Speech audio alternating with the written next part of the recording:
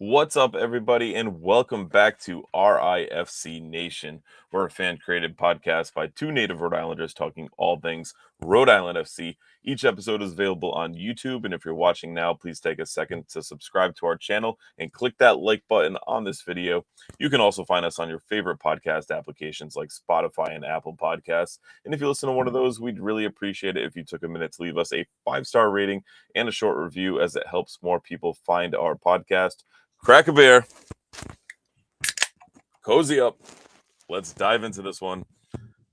To quote the great F. Scott Fitzgerald, and so we beat on, boats against the current, borne back ceaselessly into the past. RIFC has drawn another game, the Derby this time. It is what it is, I guess, at this point. Ryan, I saw you hold up. Was that a fresh catch? Sure is. All right, I got Captain's daughter tonight, the closest thing to Connecticut that might be good down there in Westerly. So we'll give them a good promo, and it's a good strong one. I know our good friend FQB had 4 of them before we entered the building, and some. So Captain's daughter is a fan favorite, I think, amongst our RIFC Nation. Ryan, what's up? How's the rest of your weekend played out? It's okay. A little bit down after the game yesterday, but we move on. We move on. Yeah, so let's start this one with the game day experience itself. And I got there about 10 of 5, roughly, quarter of 5, somewhere in that ballpark, and the buses were already there. The food line was already formed. There were quite a few cars in the parking lot already.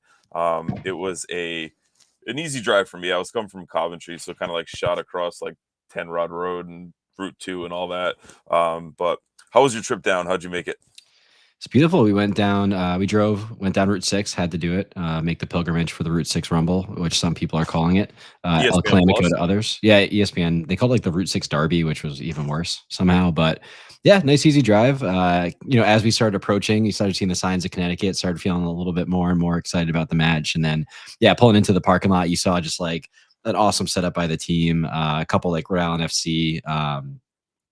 Tents. You saw like a bunch just amber everywhere, and then as like the tailgate went on, just more and more cars piling in, more and more amber and blue. It was awesome. Really, really cool. We've got an upside down Forever Faithful banner in here from M. Pesh, who I've seen across the Twitter sphere as a Hartford supporter. They shot out their fireworks before the game, so they definitely shot their load before the match on this one. So I'm glad didn't need him in the game. So. Really shitty banter from them. I tweeted out to the Banana, whatever the fuck their name is, supporters group. What's the star for? And their response was, submit a formal inquiry to the club website. Fuck you, man. Like, if you don't know what the fuck your logo means, that's on you. The reason is there's no reason. That's the thing. They can't defend their star. So I was really proud of myself with my participation trophy FC that I threw out there, because they are trying to manifest the star. But when I said that in participation trophy FC and manifesting the star, I was called a typical Rhode Island dick Twitter troll. So I love that title. I'm glad to take it. I think I know we've got Kevin and Evan in the chat with us today. And I think they would much more prefer that title than I would. But like they've tried to earn it much more than you have. Yeah, like Kevin says in the chat, Bonanza is very, very sensitive. They don't like to be talked to meanly or downward to. I got yelled at for saying that I was the one coming at the banner being stolen, but I never mentioned it. I wasn't even going there. Like, good on you. Good on you.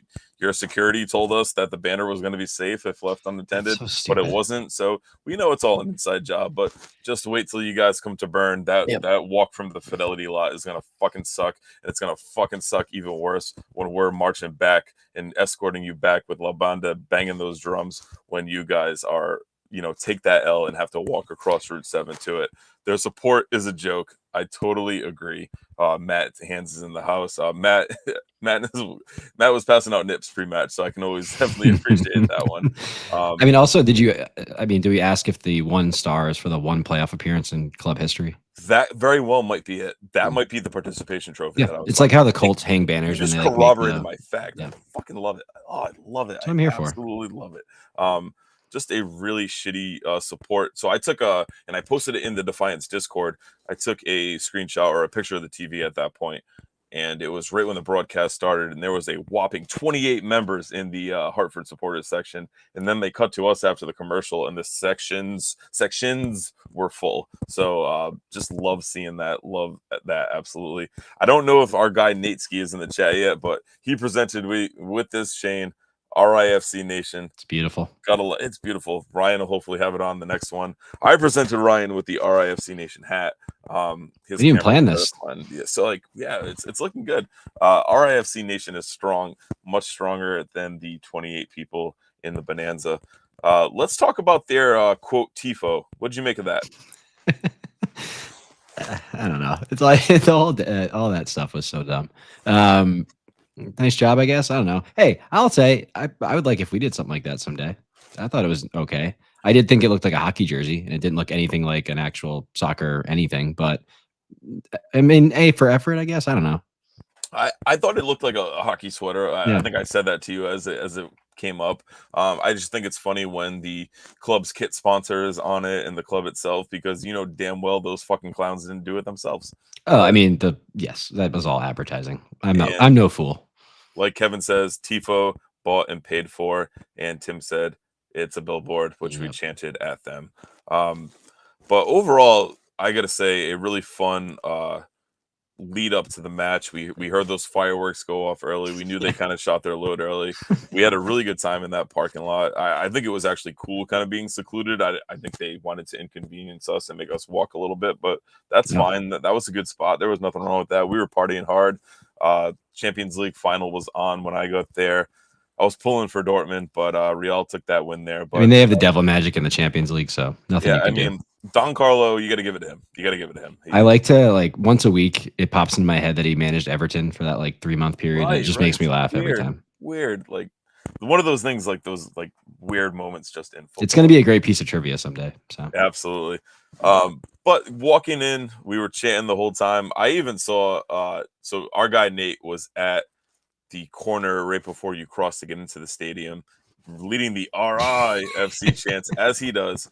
And there was a Hartford police officer that when he finally stopped, fist bumped him and said, "My man, you did it, you killed it." I mean, So, you have to respect Nate. You have to. Our guy Nate Ski is an absolute legend. He was feeling it from day. I posted a really cool video on the RIFC Nation Instagram where I got him leading the chant from. He was in the bottom, we were in the top.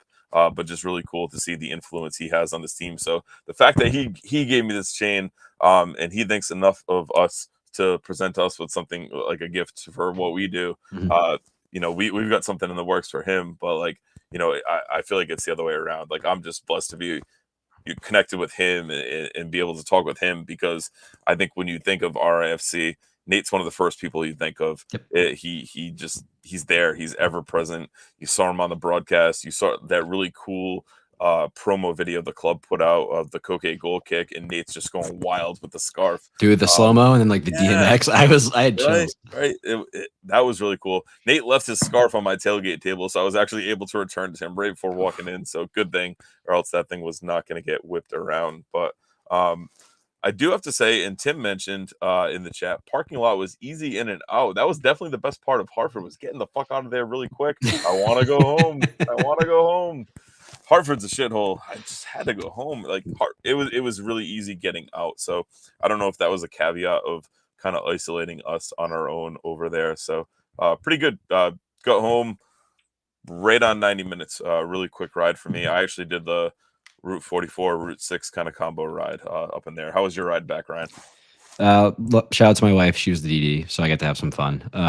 Ride was fine. We took 18 different back roads. I have no idea how Siri took us home, but we made it. So you must have been somewhere along the lines with me. Yep. All right. So we're going to talk a little bit more about what the club did after the game in a later segment, which was equally as cool to kind of building up to all of that. Yep. But we'll start with the match on this one, and the starting 11, which was a little bit different, I think, than most of us would have assumed. FODMOB had it as a 4-2-3-1 with Koke Vegas in net, Colin Smith, Yao, Nodarse, Turnbull, Holstad, Ibarra, JJ Williams, Jack Beniotu, Mark Doyle, and Chico up top. For the most part, I agree that it kind of shifted as a 4-2-3-1 as it looked like JJ was getting a little bit wide. You could make the case that it was a 4-3-3 depending on the shape of it. But you know, I think the biggest question mark we had going into this one when we saw this lineup drop was why the fuck is Mark Doyle starting?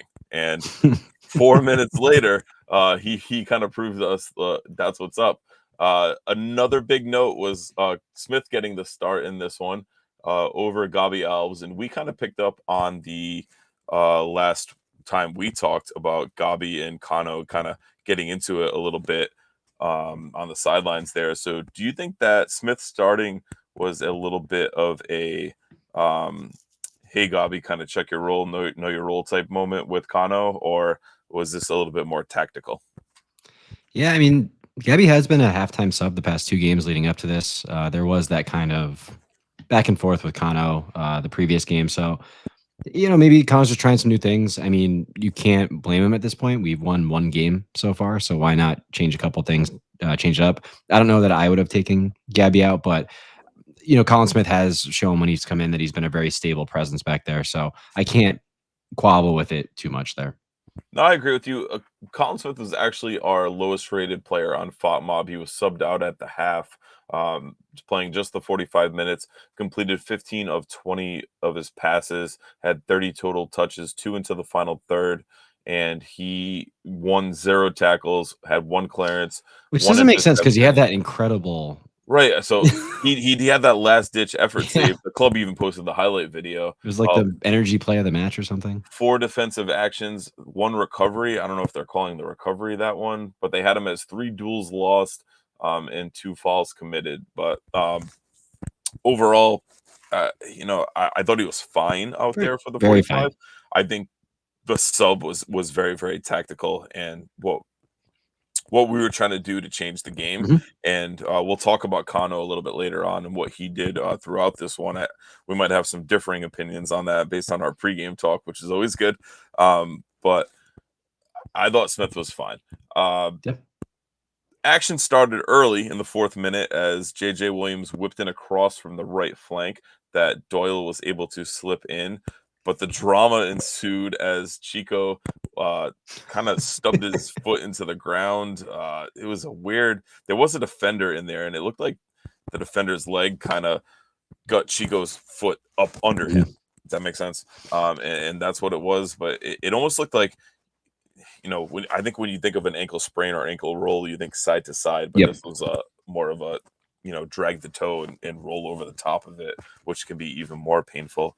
But what did you make of that play and the build up leading to that goal?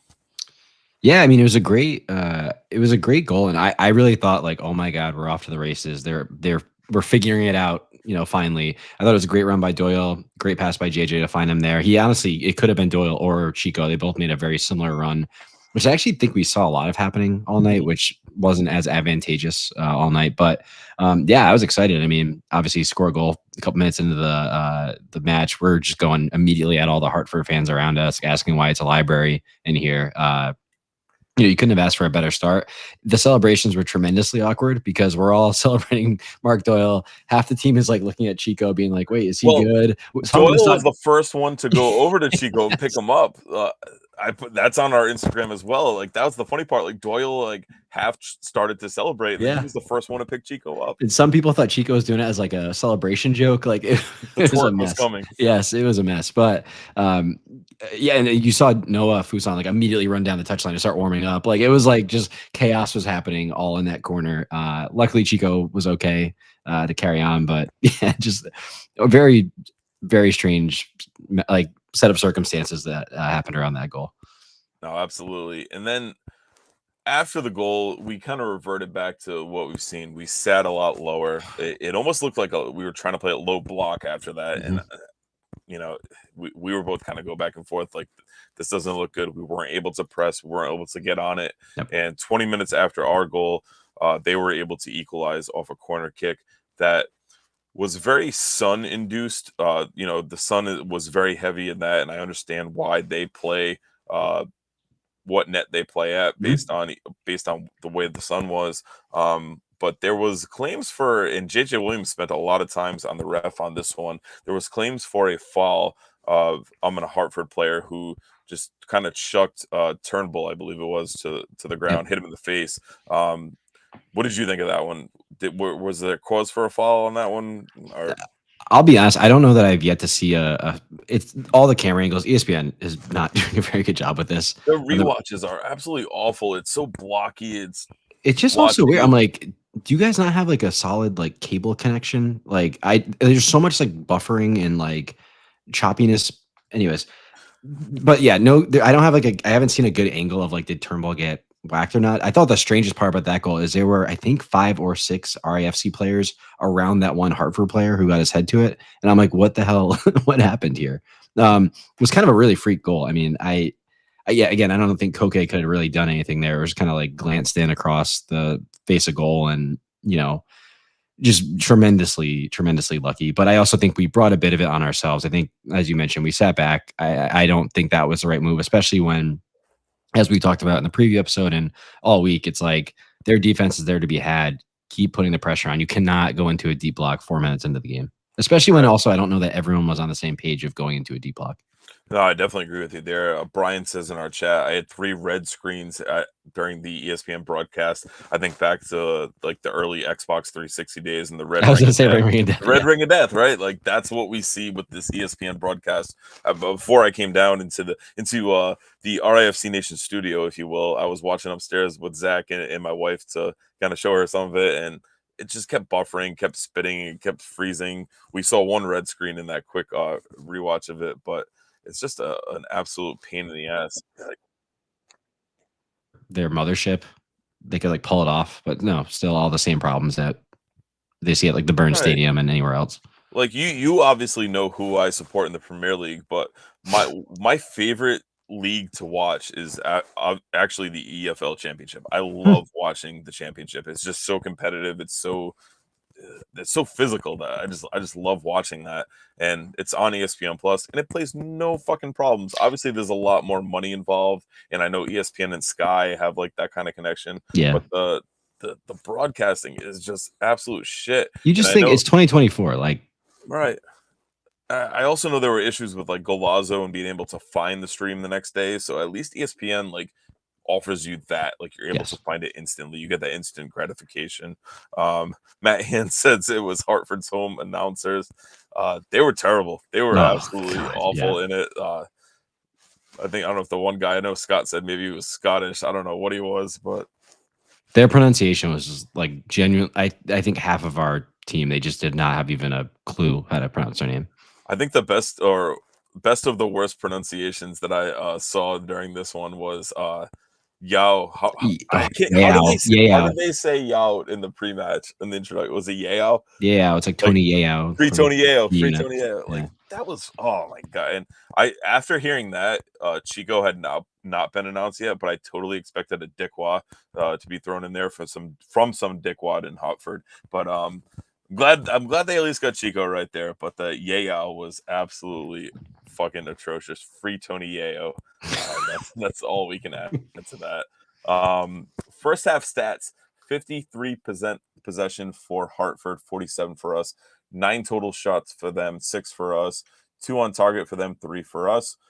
We had 1 big chance; they had 0. Some of these FOT mob stats are actually funny because they give us we had 1 big chance, but we missed it. So I guess they're counting our cross as the 1 big one. Accurate passing, they were 74%, we were 72. We committed 7 fouls, so they're 4. They had 7 corners, and we kept hearing that fucking bank whatever corner kick. Bank for America. I just felt like the PA like gig and shtick that they had going on was just fucking lame throughout this whole one.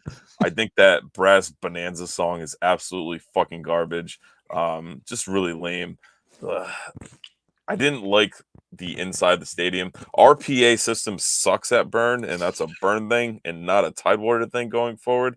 But theirs might be worse. They was cutting in and out. I thought that poor bastard singing the national anthem. He had a. I felt really bad about that. He had some good pipes. Like they reached for that one, but I was like, is Hartford anti-America? Like, what is happening here? that national anthem cut in and out and in and out. Like, what's the fucking F. Scott Fitzgerald quote I opened with? Like, born back, like against the wave. Like, it was in and out. It was absolutely terrible. Yep. Kevin says, "I bet you like his pipe." I think Kevin does. So he just wanted to get that out there. Good for you, Kevin.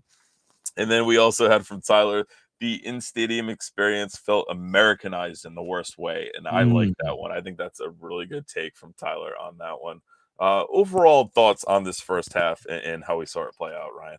Yeah, I think you nailed it with, we started hot, we started great, and then we just sat back. And I think the game was very 50-50, even more so potentially dominated by them. I just don't think we ever got a good grip on the half after we went up, which was really disappointing, honestly, because they were there to be had, and it was there to be taken. And yeah, just not a good look after the goal. But hey, happy to be up 1-0 at that point.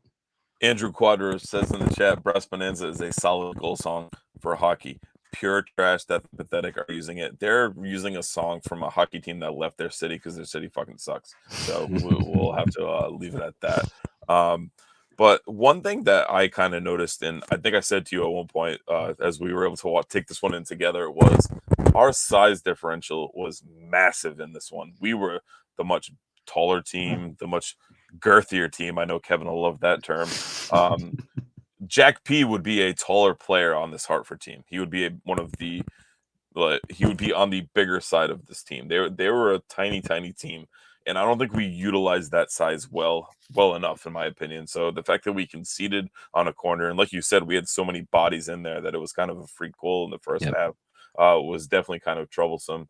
And then well, they kept being like, "There's this one guy on Hartford who's 6'2" and he's a real threat in the box." I'm like, we have 7 people that are like 6'2". So what the hell is this? Right. One other thing that I thought the last 10, maybe 15 minutes, we looked really tired. So, not playing with that, not being able to play with a lead has been a common issue. We've dropped points from winning positions. I don't have the exact stat in front of me, but pretty much in every game we've either lost or draw, and we were in another winning position. And I think this was one that we definitely could have went out there and got. Hartford, Barstool, whatever, was watching our live video of Kano after this one, and we'll get to that in a little bit. But they commented that, like, their post match reaction Instagram post was, "This was one we definitely could have won," and I don't see it. I don't see it at all. That's what I said. One, LOL. Like, just waiting for an answer, but I'm a dick, so it is what it is there. But that first half, I think we were lucky to escape without conceding again. So I will give them that. We were lucky to get out of there without getting, because I think we looked absolutely tired. Our strong suit has been the press. We weren't able to get press. We were kind of chasing shadows at points, or we're not even chasing. We were kind of just playing that low block, side to side, backwards defending. It almost looked like a backwards side to side hockey skating motion our defense looked like. So I think we could have done a little bit more to press, especially with who we had out there personnel wise. But yeah, I do. One potentially tactical reason for that is I wonder if it was hot that day, and I wonder if we're trying to maybe save fitness while sun's out and it's getting hotter and hotter throughout the summer. But I don't know. Yeah, the press was nothing like we've seen so far this year. right. So I'm glad you did mention that, because I do think the second half our fitness kind of looked better. So I don't know if we were in conserve mode the last however many minutes, but we did get out there in a little bit. I thought the second half, we started the first 15 to 20 minutes of that second half definitely on the front foot. We looked a lot better. Field Till FC was back in our favor for you, Ryan. The second half stats had us with 66% possession versus the first half was just 47. So we really flipped it on the possession battle. We had 8 shots to their 2, and a lot of these came early. 79% passing to 61% for them. I thought we were able to get that press on a little bit better, in a little bit better spots. They committed 5 fouls in that half to 9 for us, and the falls is, I think, where we need to go next with this conversation, because the Hartford Dive Club chant was ringing loud and often through this one. If you put one hand on a Hartford player, they immediately flop to the ground. I've never seen anything like this, except for watching an Arsenal game. But these players in green were hitting the deck like I thought you fuck. were gonna say I've seen it before because I supported Harry Kane for a decade, and that's all he does in the box. I just thought this team. I think I said it on here, and I think this was pre you joining RIFC Nation. But the the one team that I had a big problem with stylistically watching was Tampa Bay. I felt Tampa Bay flopped a lot. They kind of played that weird style. But this team, this Hartford team, was much worse than that in my opinion. Yeah, I mean, while I would love to put it all on Hartford, I mean, the ref was just also like he missed like a lot of calls both ways. Like The uh corner the kick, the the corner corner kick kick was we should have got. awful. Like There was one where a Clay like transition ball takes a guy down. He doesn't give him a yellow, which I was happy about in the moment, but I was like, that's a yellow.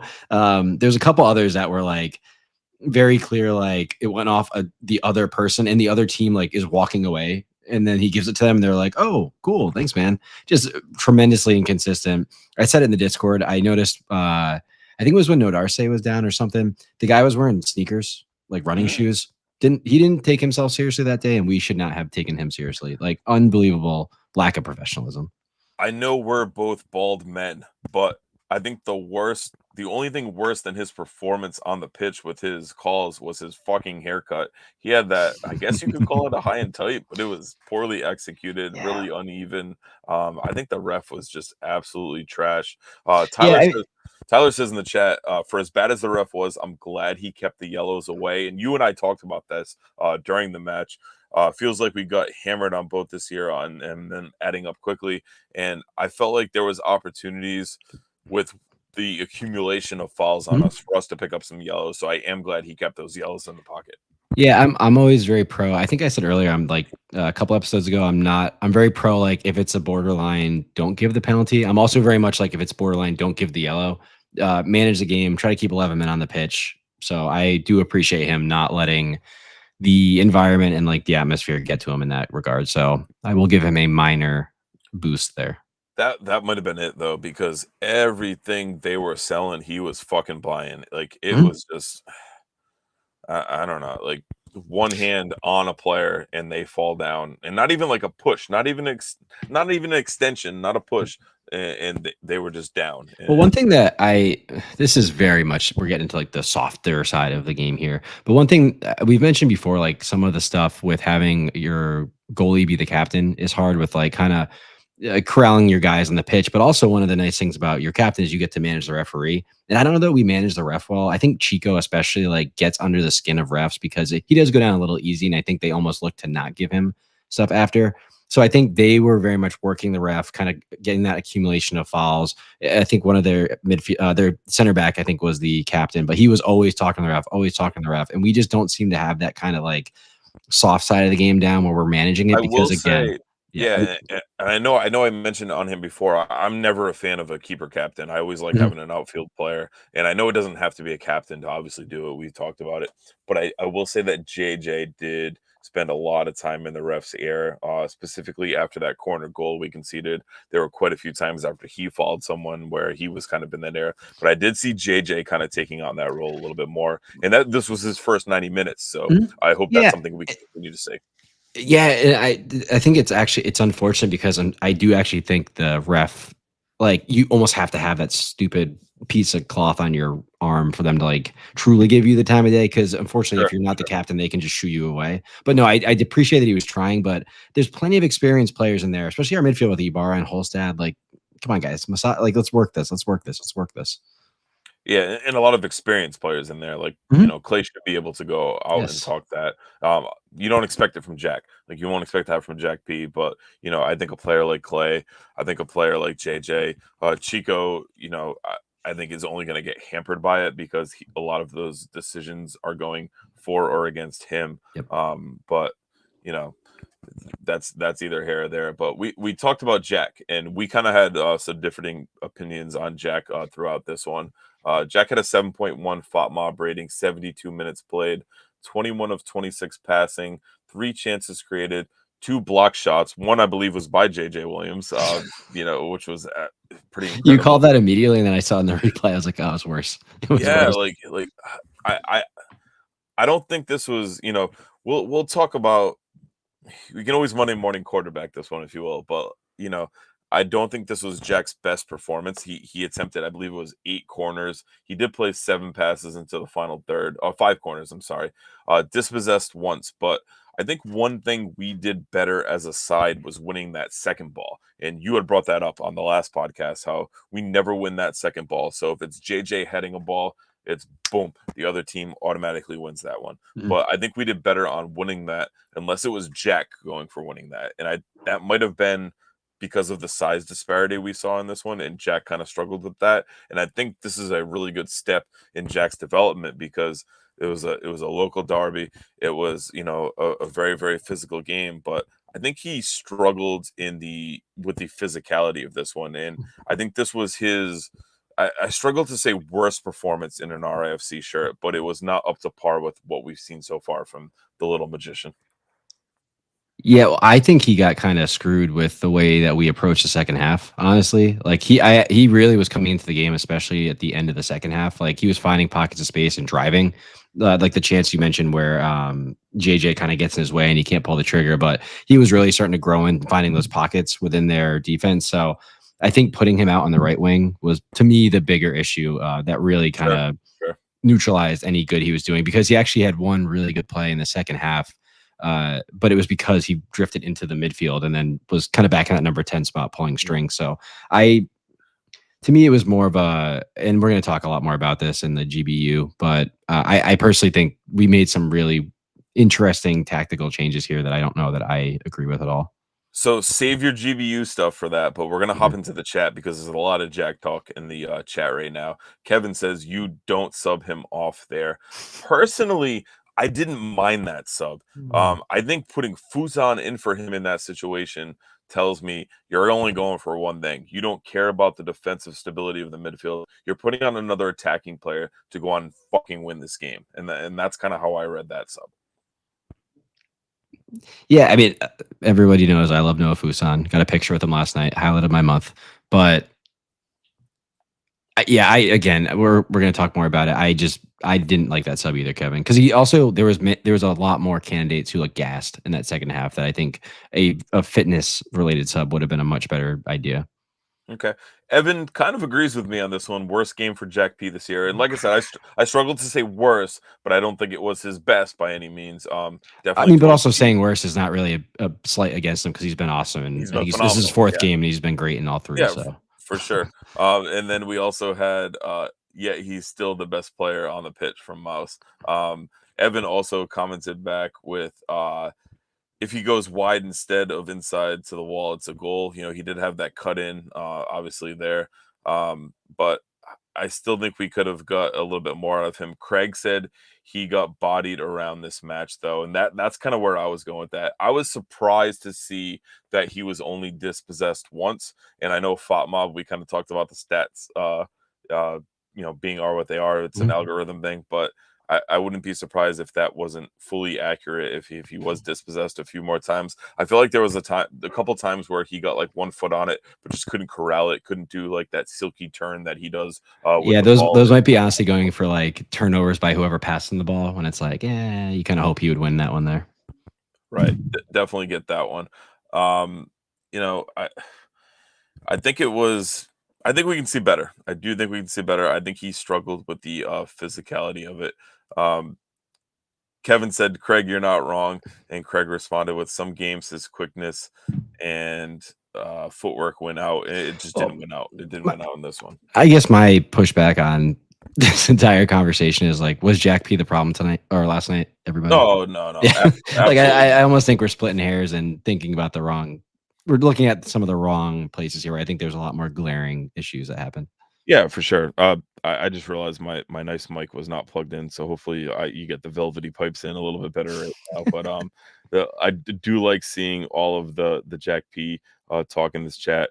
Like Kevin says, the Jack P service, the corners, that's something that we don't have elsewhere on this team. So I will never absolutely fault him for that. Tyler added in. Going into this match, I like the idea of Fusan as a sub. I was disappointed with how he performed. Yep. He did all right in his cameo. His first time coming off the bench. I don't think he did terrible. I think it was an interesting role to put him in going into that one, kind of tactically where we were at on this one. But like Evan says, hell no, Jack P wasn't the problem.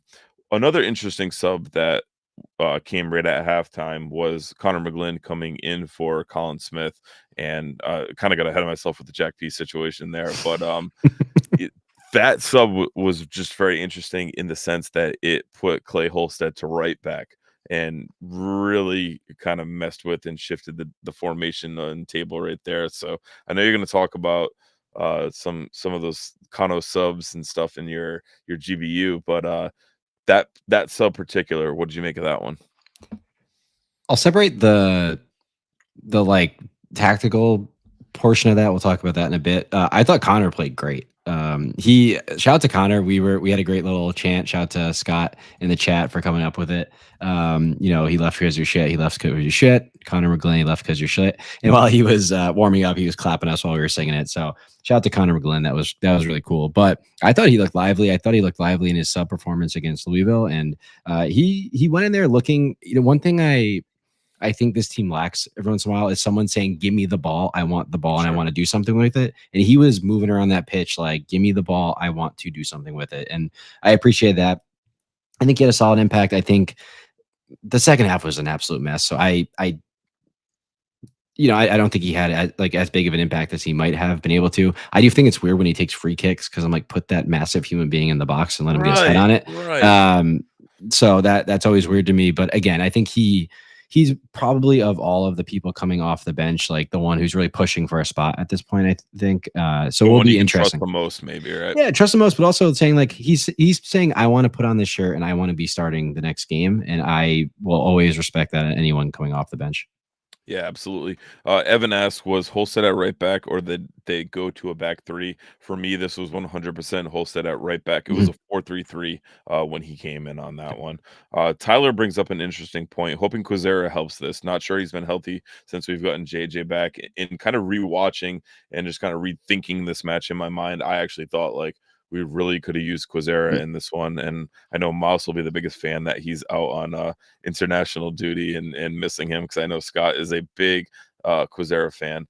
And big, I got to say, I didn't mention it in the opening, but big ups to Scott, aka Mouse, for joining us on that last one. Yep. Our number one most played podcast was because we had the Welshman on there. He's coming back. He'll be back on RIFC Nation. So make sure you're subscribed. Make sure your notifications are on. We'll get him back in there. But I do think Quizera would have brought an interesting one in this, especially with how well Doyle was playing. Whipping in crosses and having another big body in there. But I do think he would have been really, well suited to help break down this Hartford defense. Yeah, I think the front three it was very like unbalanced for playing a front three at the beginning of the game. So you almost would rather have like a Quizera and maybe instead of Doyle, which I know is weird to say because Doyle scored the goal. But I think having basically three strikers as your front three is kind of odd. You almost need someone to be that. It's what we like to do on Football Manager and FIFA, right? You like to play a 4-3-3 with three strikers up top, but in practice and in actual gameplay, it doesn't actually work out. See, I'm a weirdo I would rather have like 11 attacking midfielders. It's very like Arsene Wenger's Arsenal. Like that's what I fell in love with. So give me that's why I love Jack P. Like a diminutive attacking midfielder is just my dream. So okay, I can definitely give you that. Interesting one here from Tim in the chat, and I read it and kind of went like, huh. I don't know who I'd replace, but I'd like to see Connor starting and wearing the captain's armband. He has the right energy. And I think that speaks to what you said, Ryan. And he's moving about the pitch. He's wanting the ball. He's showing for the ball. He's trying to receive the ball in different type spots. But I do think Connor could work his way into this 11 somehow. And we've seen Connor be very quick to pull the string, where if you come in and have a good sub appearance, like boom, you're in that starting 11. We've seen it with Gabi Alves, who didn't feature at all the first two matches, and kind of got in there, and boom, he's kind of solidified his spot up until now, where they had a little rough go. But that's an interesting point. What's your take on that one? Yeah, I mean, I talked about this a lot with the whole Jackson Lee and Koke debate, but I think at any point that Kano can show people like your form is what is important, and you can play your way from the bench into the starting 11 and keep your job based on your performances. I think anytime he can be reiterating that message, it's good for the club and good for the team overall. Sure.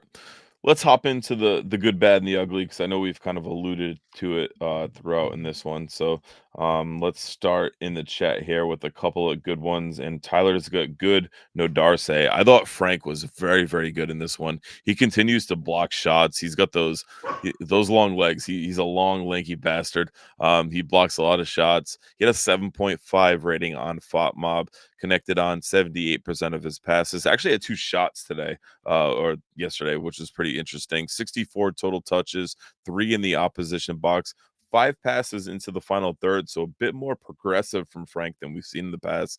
He did have a wicked gaff to start the game where he played the ball out for a corner kick, but I think he's good for one of them per game. It's just, is that one actually going to cost you? He also had one where like he got absolutely roasted and he went down like holding his knee, like Yeah, yeah, because that he was was like over early aggressive. on. Yeah, Yep. he's good for one of those over aggressive moves a game too. Sure, But sure. again, I think he's not a problem. Only a 23-year-old center back, so far from his prime, if you will, on that one. 3 out of 4 tackles, won 7 clearances, 3 headed clearances, 1 interception, 12 defensive actions, 5 recoveries, 8 duels won. This was a really good shift from Frank. I actually voted for him on the Club Collector app for the Defiant one, just because I thought he kind of stuck in and put his foot into some challenges. So I definitely agree with Tyler there. I thought No Darce was very, very good in this one. And he's Eh, been good for a bit now. Like he's putting in a string of performances, which is what you want to see. that's what I would go with. He's been good and he's been improving. Yep. And that's what you got to see. If you're going to get better, you're going to stay on the field and get better under your coach or your coach's tutelage, you will stay out there. We had from Andrew, good, incredible away support. We brought the noise, love the constant chanting and stomping. Bad, 1 win in 12 matches. We'll get to the bad and all that. We'll start with the support. It was definitely good there. One thing I want to, kind of get your take on, Ryan, through this one. I saw a few comments on it was on some of the club's posts on social medias that some of the chanting seemed forced and the rivalry seemed forced. Did you get that at all? It's an interesting argument. I know there's a lot of people who are like, how can you have a rivalry when you've never played a Sure, game? And yeah, maybe the whole force thing. The way I think about this whole thing is like this rivalry and this atmosphere is only going to be what us and the Hartford supporters make of it. Like we have to turn it into a derby. We can't just like automatic. It doesn't just happen like over like it does like it's not like with Arsenal and Spurs, right? They're a mile apart. Like it's kind of like embedded. Like sure. we kind of have to like do this together as a team, which is why I was like so annoyed at the whole banner thing, mostly because it's like there were so many rules that we had to follow from the Hartford people. And we're like, you know what, we'll play by your rules. Like we'll make sure we're doing this in a way, and they do the stupid banner thing. And I'm like, great, you're gonna get us both kind of in trouble and like hand slap. So now when you guys come to Rhode Island, I'm sure the club's gonna be like, you guys can't bring any banners. And guess what's gonna happen when we go to Hartford? We can't bring it's just like it starts a stupid chain reaction of just like more and more rules on this when it could be a really fun ton of banter, really, really good rivalry. So yeah, I mean, maybe it's you want to call it forced, sure, but it's more like we're trying to create something, and every single thing about this club is brand new, and we're trying to create something every single game. So I don't know. Fuck off with that. That's what I I have to think say. I think that's really well said. I would say the only piece that I would agree with on that is let's support more about our guys than theirs. Yeah, yeah, yeah. Let's speak more positively about our guys than we'd speak negatively about theirs because I think we already have the better squad. So the fact that we're, only in season 1 on that, I think their project is much more long term and our project is built for success a lot sooner. So I would say let's just, obviously some of the chants will play out and be what they are, but let's make it more about us and the way we play and what we're doing on the pitch than more with them. But that's going to come with any rivalry, any sport, doesn't matter what it is there. I think it's going to be a very good rivalry going forward. I really do. But I said it in our preview with Scott, like I don't want to force and throw a name on it.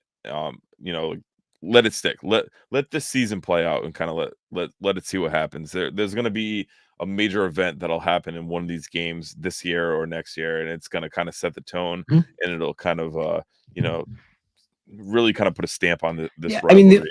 the thing that we have to do is bring the atmosphere, and that, like, us going down there and putting down the marker of like we're gonna bring the atmosphere to these games on the road, I think is what's important. So, and we showed out. Yeah, well said.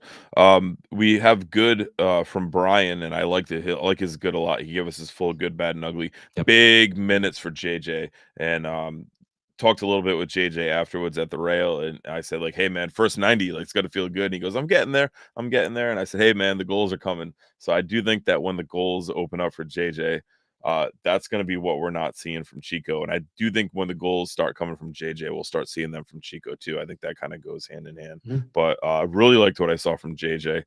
Um, I think he's my favorite player. I think what he offers, Okay. what he brings, that pass in from the wide right, it kind of shows you. And I talked about on here. I think his passing is what we're really going to need to be successful. So really do like what he brings to the table. He, like I said, Jason Varitek thighs. He's a brick shit house. Love having him on the pitch in the amber and blue. So I think JJ is great. Ryan, what do you got for your good? Yeah, so my good, I know we talked about it before, so I'm going to go more on the tactic side. I think the defense did their job. We talked about it in the preview. We didn't allow any big chances. One of the big things I asked for in our recap of the Louisville matches, where is this against all the teams? And I thought we did bring the momentum of the Louisville match of a great defensive performance, and I think we carried it into this match. While Hartford isn't great overall, they do have a decent attack, and they didn't get a single big chance. They didn't really sniff goal. The end of the game, they had, I think, 2 shots in the second half. So just like we gave them absolutely nothing besides that like really weird corner kick. So Right. shout out to the defense. I think they gave us a chance to win. We just didn't take it. So I've got a two-prong good because I knew you were going to go tactical, so I wanted to go a little bit non-tactical with it. And I'll be the first to send an email if I don't agree with something, or let people know in the Discord if I don't agree with something that the club's done. But good, like, shout out to the club. That Mhm. fucking tailgate, Kano walking us back to the lot, Yep. and we'll talk about that a little bit more as we get going with this. But I think that was all just absolutely well done. It was really cool seeing RIFC staff, leave the tailgate, sit with us, chair with us. I just think the good was from the club and what they did with the tailgate and the match day experience for the traveling fans. It really brought a further connection. So just absolutely really, really well done on the club ends. I know I ruffle feathers when I talk shit and kind of get going with people, but I think the club was absolutely much a big part of the good. I also think that Mark Doyle was a massive part of the good on this one, and what we saw from him. I think that when we saw that starting 11, we were huddled in the parking lot, and we are like, "Why is Doyle starting? Like Doyle's really good off the bench. I don't think he can go a full 90 or even 60." So the fact that he started and scored in the 4th minute. Mark Doyle was absolutely awesome. Our Doyle rules, our Doyle rules, our Doyle rules. I think he was really, really good. 8.0 FOT mob rating, 88 minutes, 1 goal. He was 16 of 25 on his passing, 2 chances created along with that goal. 38 total touches, 2 in the opposition box, 4 passes into the final third. He won 2 tackles, 8 defensive actions. So he was tracking back as well. 3 recoveries, 6 duels won. I just think Mark Doyle was absolutely great, and he was actually asked to step into a much bigger role in this one. And I think he really rose to the occasion. So those are my 2 goods: the club Yeah. and Doyle.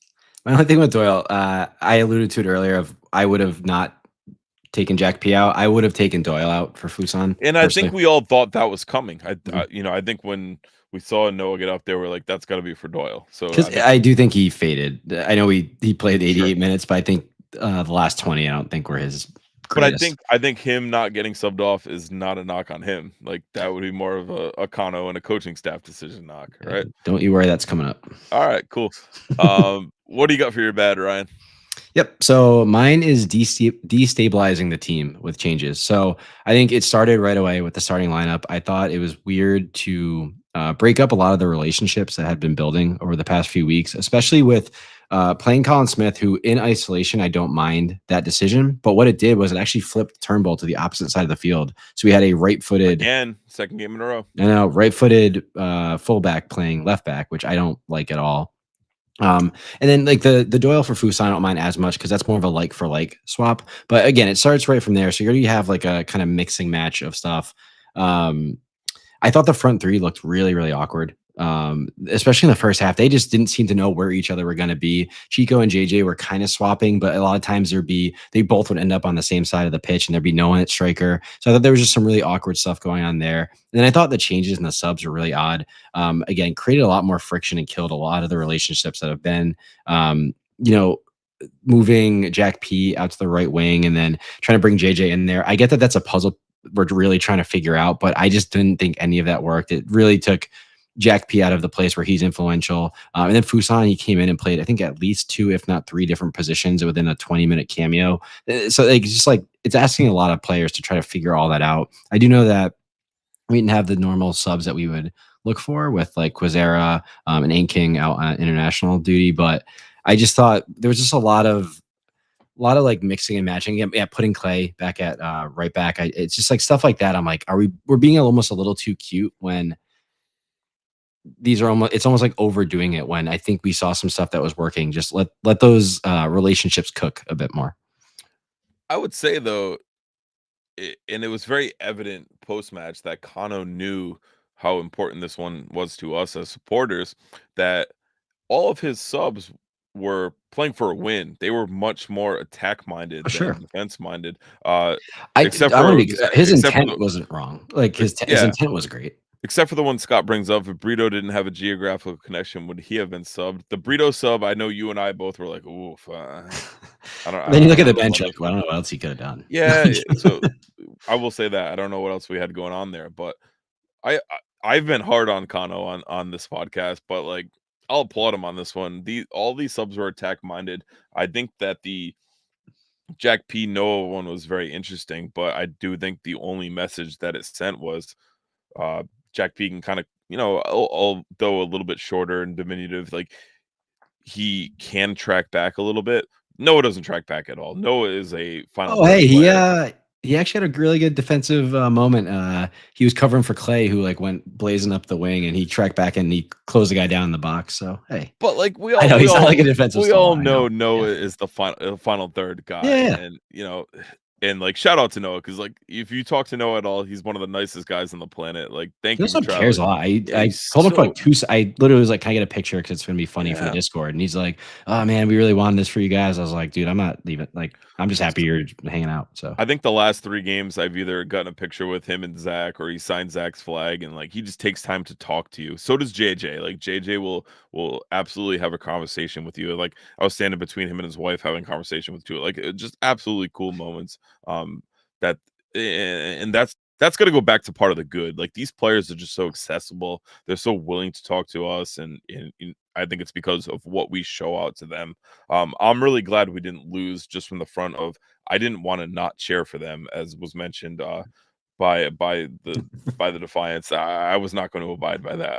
I was absolutely if we lost this match, Detroit City, fuck you. I'm cheering. I'm going full on in. So yeah, I just want to be like, I don't think Kano's intent with the subs was wrong. I think it just like it's almost like people like say this about Pep Guardiola. Like he overthinks it in the big games. Like it's almost like Kano, like he really tried to tweak and like change and like make some interesting solutions to problems going on. I just don't know that they worked. And I actually think they did so like in the second half, that last 20 minutes was so destabilized and weird.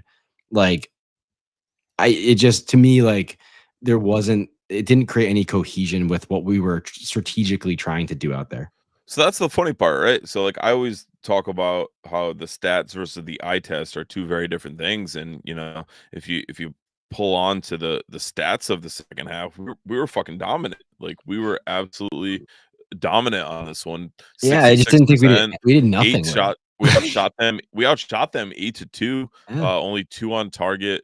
But But I almost wish you could do it by quarters because I feel like that last quarter it would have been like 0 shots for either team. Like maybe both teams completed 50% of their passes. It was just like I think gross. It was gross. both teams were in like hoofball Yeah. FC mode, and it was like we don't want to be the one to lose it. So like, Yeah, let's just and clear too, I think everything we were last night. trying to win it a bit more than they were, but it was just like diabolical out there.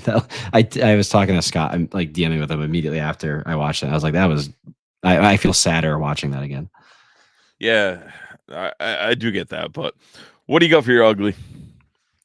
My ugly. Zero offense again. So we won the possession battle, 56%. We actually lost the field tilt battle, unfortunately, everybody, 45%. It really all keeps coming down to the final third. Our passing actually in the final third again was 57%. We're usually under 60% there. We got beat on final third entries. And for final third entry, I mean getting the ball from like another part of the pitch into the final third. They did that more of us. There was a really good example of all this taking place. 65th minute, Turnbull makes this like unbelievable run. He cuts in the midfield. He's breaking through, and then he literally raises up his hands and he's like, "Where is anybody?" And he just stops, like, because there's no one to pass to. I think it's really frustrating to watch because we do a good job getting into that final space, and then there's no one to pass to. People are running off. I brought this up like one of the first episodes I was on, but it's always at least one or there's always a player from the opposition team in front, which is infuriating. And then because of all this, we're not creating good shooting chances at all.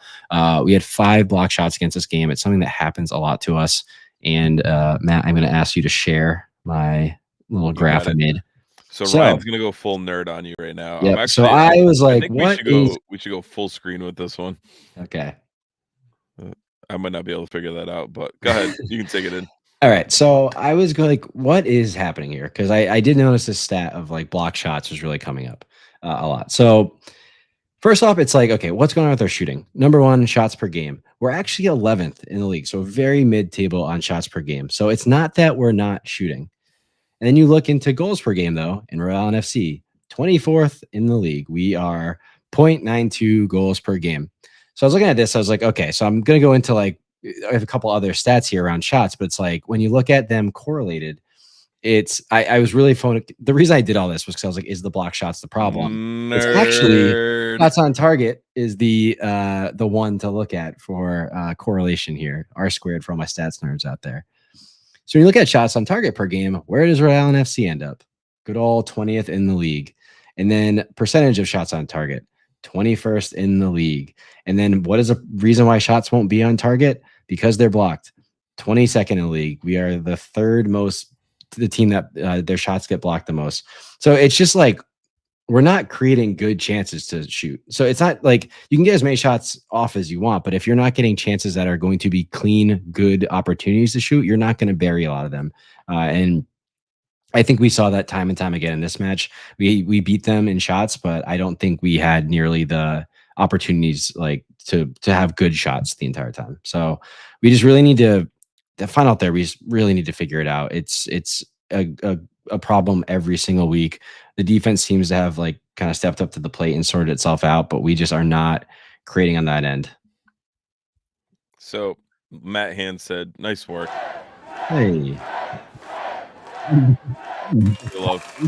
We had a nerd comment in there. That's when I wrote it in, but just absolutely killing the stat line. Gotta love it. Appreciate you doing that. It was that purely out of anger. So, but like I'm not a stat guy. I'm more of an eyeball test guy. But I'll read stats and kind of say like, hey, that didn't match up to what I saw. And the one thing that was very evident is the block shots, and I think capitulated by the JJ block on Jack P. Like our own player. Does that go down as a block?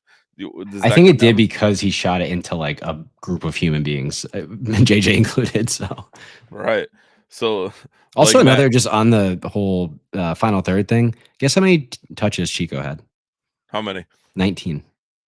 That might have been like one of his higher though of the last. Yeah, he kind of has like a Holland like approach where his stat profile, except he's not burying the goals. But yeah, I mean, and honestly, even for looking at touches, like Jack P only had 44. McGlynn had 41 in just one half.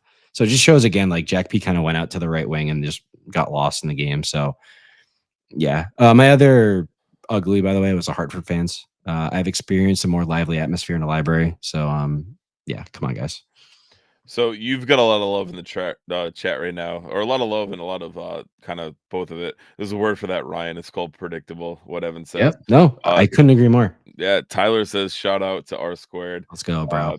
Matt Jean says it, and shout out to always off the mats. It's easy to have your shots blocked when a lot come from outside the box, and that's where we are generating a lot from right now. Tim says, "Great job, Ryan." So Thank you. thank you for crunching those numbers. Oh, Ryan, you think that's anger? Tune in tomorrow. Shout out to FQB. Tune into the FQB corner tomorrow night at 9 p.m. if you're not already. We've got from Justin. How about the 1-1 blunder? I assume, are we talking about the corner kick there, Justin? Let us know in the chat. We definitely discussed that. I don't know. I don't know if he's talking about the there's a couple dumb moments that happened like at the end of the game one was hilarious. The Clay throw in that like went off the woodwork. Mhm. And then we almost scored off. JJ like got it across goal. That was a hilarious moment. Apparently it wouldn't have counted if it went in. Right. There also was the one where Chico got in. It was like perfectly timed. He got in behind. Oh my God. Let's talk about that. I lost it. Oh, I lost it in person. I Chico lost it took, like, again those rewatching it. 3 or 4 touches.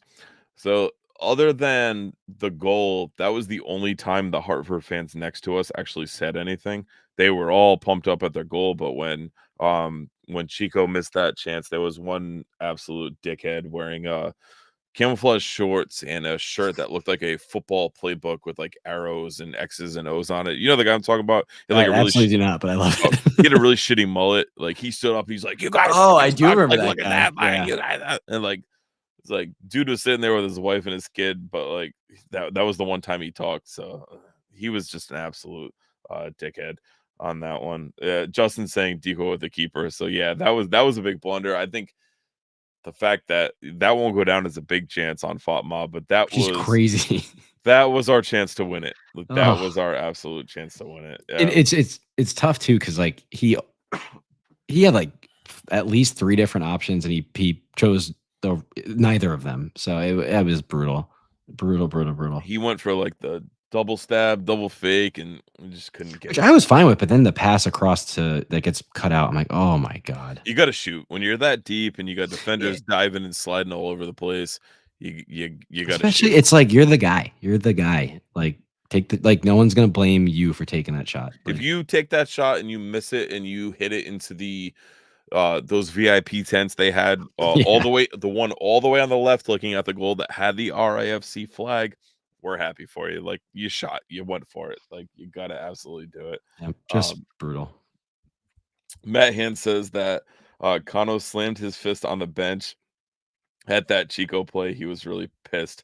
And Evan says, I'm glad Kano had the same reaction as me. So let's I'll give my ugly was just the referee and the Hartford play as a package deal for this one. The diving was just and I know I've talked about it earlier on this one, but the diving for me was just absolutely ridiculous.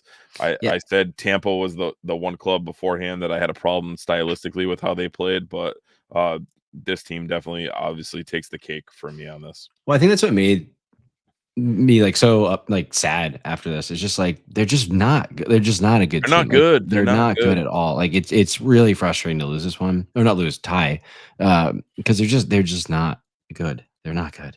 Kevin's gonna lose the Portuguese population on here, but CR7 level diving. I'll let you know. I hate Cristiano Ronaldo. I was never a big fan of his because of the diving, the Big messy whining, guy, and making the play all about him. Always been a messy guy. Lewandowski, like he'll do it for me too. Like I like what he does. I like what he brings to the tables. I've always been like a Toddy guy. You know, with Dortmund going out there and Royce playing his last game, like those type of players, those gritty, hard nosed type of players. Never really been a big fan of number 9s out there, even though I've gotten to watch Harry Kane light up Arsenal for a few years. But I will say that the level of diving, and I will agree with you, Kevin, Cristiano Ronaldo level. I'm just never been a fan. I like Messi. I've always been Team Messi better than him, but never been a fan of his game. And there was just a lot of one hand, and I see that same one hand on players in my son Zach's games in fucking kindergarten soccer, and like Zach has his hand on players, and the defenders that are riding him down the pitch stay on their feet, but you could not see that in Hartford. Like they just that one hand went out, and I think Zach could have pushed players over. Well, I mean the thing is, right? It's like the ref is indulging you. He's giving those fouls. So Sure. If Why not? he's calling it, why not? Mhm. Why not do it? We've got Tim in the chat saying, with them wearing green, I thought they were trying to camouflage into the pitch. Like it did look like that. Also, shout out to Tim. I met him for the first time at the tailgate. It was Tim's a awesome. great dude. Tim is a very, very good dude. But that sums it up for our good and the bad, the ugly. We got a bunch of yours in as well. Let's kick it over to RIFC in 3, where we had quite a few going on throughout all of the socials. We'll start on Twitter. We usually end on Twitter. We had a couple of responses on there. FQB is in the house, and like I said, if you're not already, make sure you're following him at Fluffy Callhog Boy on Twitter. He's going to go live on his Twitter space tomorrow at 9 p.m. It'll probably be a little bit more vulgar than we were tonight. He got 3 for us. Unserious soccer match. I agree. Bonanza is pathetic. Yes, there were 28 of them in that picture that I posted. Bullied at home. Yeah, I would agree. They were so bullied that they had to revert to flopping. So I responded with the gimme, gimme, gimme gift for that one. Evan at Terminator 0725. What was that? That was one. That's points dropped. That's 2 points dropped. Make no doubts about how we kind of sugarcoated or talking about it around this one. That is 2 points dropped for us. So I think we definitely could have came out with there. Our guy Pesh that was in here earlier. 3 words. Where's your banner? Just wait. Just wait. Just wait. We got plenty planned for you guys. So thank you for everyone who wrote on Twitter. On Instagram, Brian, who is definitely in the chat on this one, says anticlimactic, interesting lineup. And Ryan, you kind of talked a little bit about it. Interesting sub. So that kind of plays in as far as what we saw on there. And then on Facebook, we had Mike O'Brien, maybe my favorite, the Hartford Flounders. I like that one. I got to give Mike credit for that one. That made me laugh. Same reaction you had, Ryan, on air here. I had with that one. And then Mazi Palencia says pathetic dive club. So pretty solid, pretty good stuff on there. RIFC in 3, we've got Scott, our friend Mouse, saying optimistic, frustrating, redeemable. I like all 3 of those. That works. That totally works. Andrew says fuck the bonanza. Awesome. Pretty good. We can't argue that. So thank you for everyone who wrote into the RIFC in 3. We post that after each match. Check it out. It's on all of our socials. It's in Facebook groups. We try to share it out as much as we can. Give us your 3-word take or your 3-word review on the match, and we'll read it on air. And we usually kind of pick one of those as our episode title as a way to keep you coming back for more. Tim says, all 3 of them. I like it. Tyler brought up a point, so we'll just hit that before we kind of shift gears a little bit. Forgot about that moment early in the match where there were briefly 2 balls on the pitch and they didn't blow the whistle. So I believe it was one of our throw-ins where a Hartford fan just threw the ball right on the pitch. It happened multiple times. Yeah, there was a push on a throw-in, yep. Right? We had a throw-in, we were pushed, we were shoved. Just another moment or moments of a referee who never had control of this one. Just zero ball knowledge also from the fans chucking balls on the field. Like, what are you guys doing? I'm surprised they didn't try to take them home with them. Going from there. But anything else you want to touch on or talk about from this one, Ryan? I mean, for my RIFC in 3, we got to win. We got to start turning these games that we go up or we're playing an inferior opponent into wins. As much as I am loving the whole Draw Kings narrative, we need to start getting 3 on the board and showing a sense of urgency there, because every one of these games we're dropping points, we are falling away from the playoff picture. So we got to win. Oh, absolutely. We also had Justin in the chat. I read somewhere today that Hartford is getting an MLS Next Pro teams that replace Hartford Athletic. I don't know. I don't know. I think I'd rather see a fucking team go in Worcester and we build a derby with them, because Hartford is just absolute shit. Like, obviously I'd go to that game, but Evan says that's Bridgeport that is getting that team. So good we were able to answer that in the chat there. But next up is a home match on Saturday, June 8th at 7:30 p.m. versus Detroit City FC, with one of the weirdest badges I think you'll see in international football, with the Spirit of Detroit statue as their logo.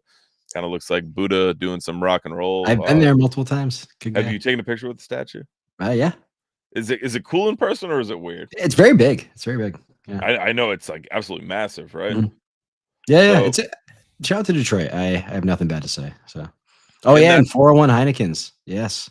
yes, that is it. $4.01 Heinekens for that one. Um, the return leg of this one, if you will, is our actual first nationally televised game. I've been looking at it. I'm contemplating it. I'm contemplating making the flight. It would probably have to be like a whole family thing, and it's a 4 o'clock game in Detroit. So if you're listening, if you're watching, and you've been to Detroit, and Ryan, you have, so maybe I'll have to pick your brain. Is there anything family friendly you can do, or what does Detroit look like?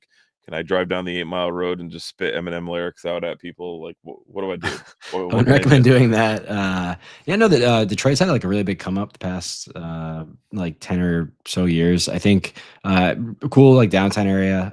It's like pretty walkable. They have this like one train line that goes back and forth literally on one street. It's kind of funny, but I think it's a solid little trip. It's like an hour and a half flight, 12-hour drive, so I definitely know doable. people were kicking it around in the Discord as like that might be a good one to get some Amber up in there on the national broadcast. I to be clear, I have absolutely no idea where their stadium is, so I don't know. I can't give any good recommendation that way, but All right, I don't have anyone nailed down yet for the away end this week, but I will definitely try to look out and try to get somebody that can also sell me on going on the return leg. Matt says in the chat, I think this is a really good one. I hate Heineken, but I might be tempted to buy one for $4.01. it tastes better when it's $4.01. So Heineken kind of reminds me of when you like are spraying yourself with bug spray and you get a little bit in your mouth by accident. Like, am I crazy? yeah, it's fair. I did the whole thing where I went to Amsterdam one time and I came back being like, "Oh, Heineken's so good. It just tastes so much better Is over it better there." over there? It was a little bit, but I don't think it's like great anywhere. It felt right over there.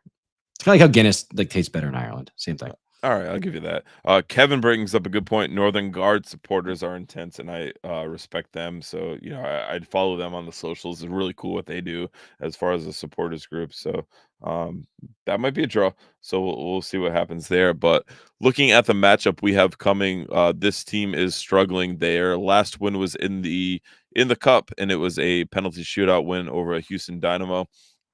The time out before that, it was a 1-1 draw versus Phoenix, who's kind of sputtering a little bit of late.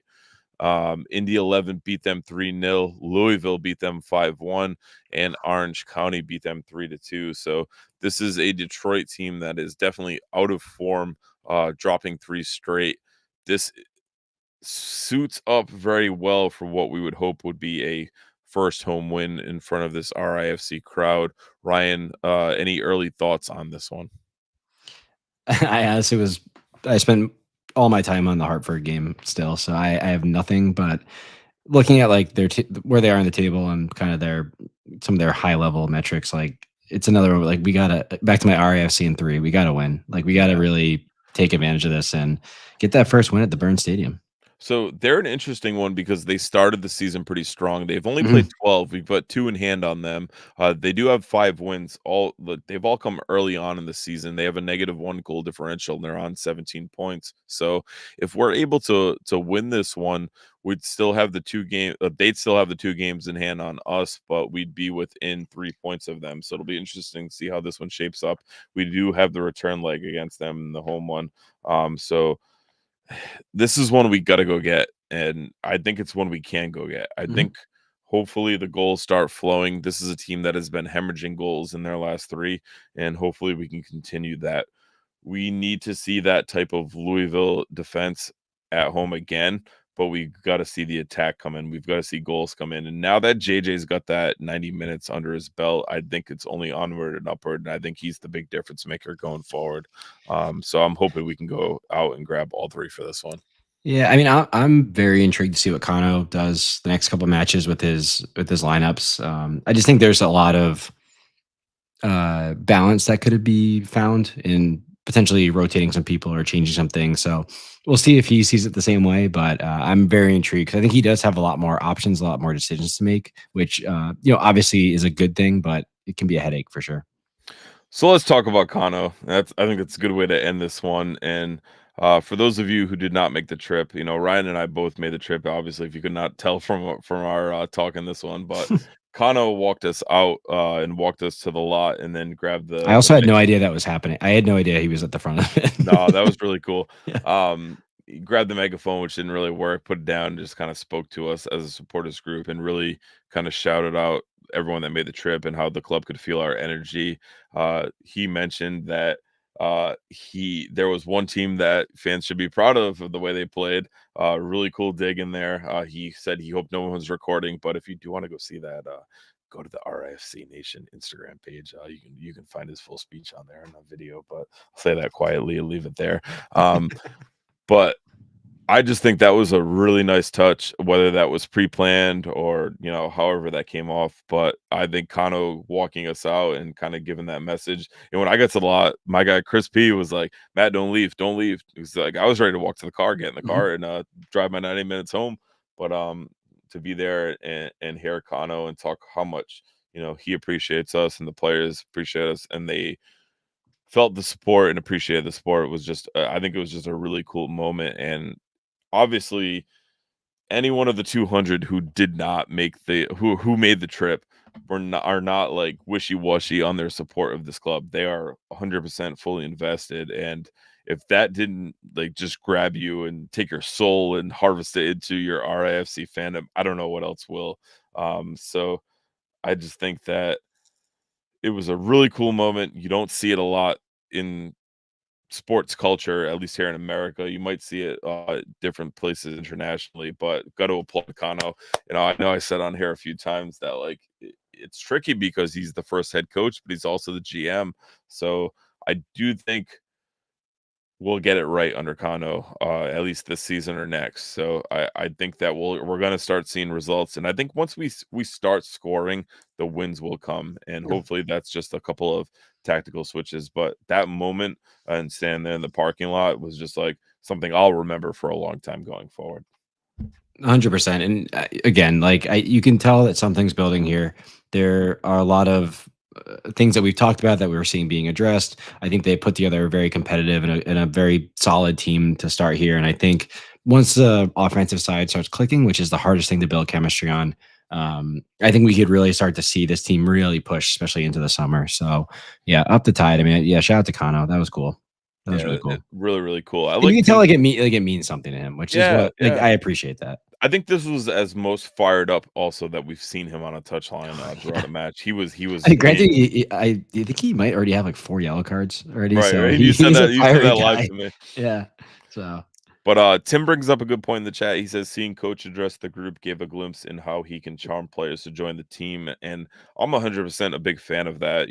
I coach at the high school level, and I've had a few of my players reach out and kind of get other players to come and come to the school and play and kind of buy into our system. So I know that that can work. I mhm. know that that can kind of be infectious. I think you to give a local comparison, you see it now with Providence College and Kim English. He just got a 5-star recruit, and like when was the last time PC had a 5-star recruit? But like you have a young hungry coach that's energetic and not afraid to talk on social media. I know Kim English played against Jaden Pierre as far as like him staying with the team. So you get a coach that'll kind of put his reputation on players joining this club or joining their team. It can be infectious, and it can really kind of go after that younger generation of players and get them in. So I think that Kano showing that is very infectious, and like Tim said, his charm can be a very big asset and selling point for this team going Yeah. forward. My only knock on Kano's social media is that he likes to slander Arsenal. So don't appreciate that. What a guy!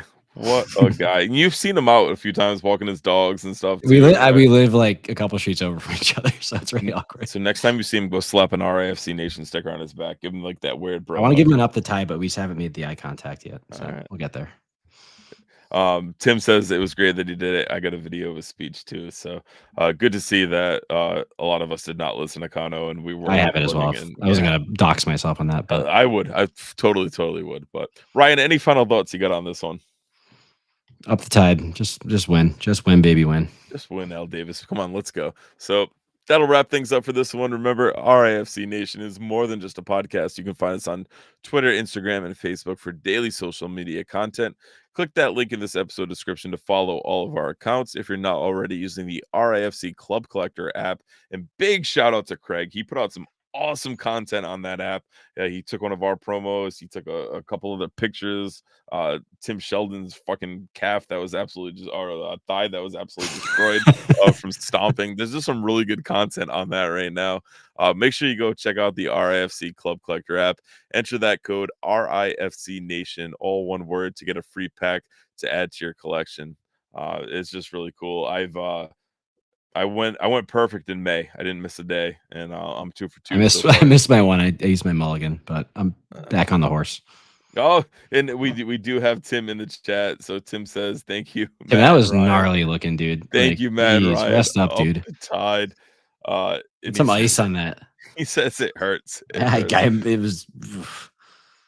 Might be worth sending an email to the club. Maybe the training staff can help you out with that one. I mean, you did play a role. You did play a role. So Tyler says, "Great stuff again. Thank you guys." Yeah, Tim also another seriously, one. thank you to everybody who we mention every week, but people who come up to us, say hi. Like, it's very surreal and very cool, and I really I appreciate it, guys.